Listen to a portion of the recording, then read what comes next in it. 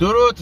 امروز در واقع فردا و پس فردا یه جورایی اربعینه، نه اربعین اسلامی و حسینی و اینجور چیزا که اصلا به اینجور چیزا من خودم اعتقادی ندارم. اربعین واقعا ایرانی 40 روز پیش تقریبا بین 30 تا 50 هزار نفر از مردم عزیز کشورمون به سادگی توی 2 روز کشته شد.